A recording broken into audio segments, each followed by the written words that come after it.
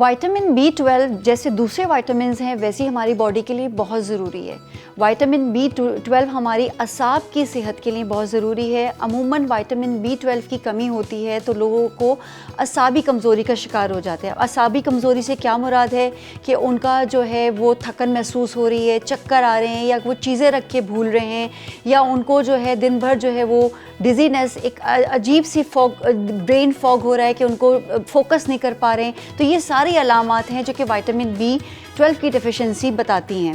Vitamin B12 का अब हम कौन से ऐसे फूड्स हैं जो कि विटामिन B12 जिससे हमें हासिल हो सकता है।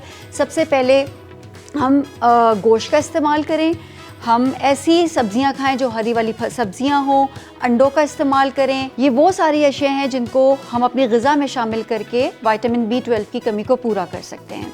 विटामिन B12 की कमी अमूमन उन लोगों में होती है जो कि सिर्फ़ और सिर्फ सब्जियां खाते हैं, सिर्फ़ और सिर्फ दालें खाते हैं, अंडा वगैरह बिल्कुल नहीं लेते, उनके अंदर विटामिन B12 की कमी होती है।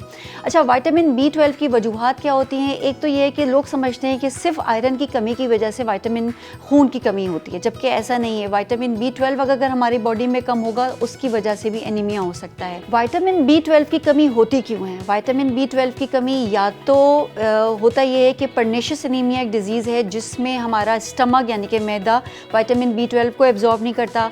कुछ लोगों के अंदर ऐसी डिज़ीज़ होती है जिससे सीलिएक डिज़ीज़ हो गई, उनकी आंतों में विटामिन B12 एब्जॉर्ब नहीं हो रहा होता है, या कोई बहुत सारी ऑटो इम्यून डिज़ीज़ होती है वो भी इनडायरेक्टली जो है वो उसकी एब्जॉर्प्शन को रोक रही होती हैं।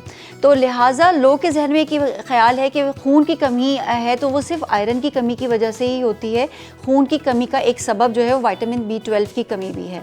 विटामिन B12 हमारी असाब की सेहत के लिए बहुत ज़रूरी है, लेकिन अगर आपको इस तरह की अलामात हैं तो अगर आप विटामिन B12 की ट्रीटमेंट है, इसको टैबलेट फॉर्म में भी दिया जाता है और इसको इंजेक्टेबल फॉर्म में भी दिया जाता है। ये डिपेंड करता है कि आपके अंदर किस नौइयत की कमी है। विटामिन B12 अगर हम अपनी ज़िंदगी के अंदर शामिल करेंगे तो हमारी जो सेहत डिटोरिएट हो रही थी, जो ख़राब हो रही थी, वो दोबारा से हम उन चीज़ों को से बाहर आ सकते हैं, यानी कि हमारी सेहत दोबारा से बहाल हो सकती है।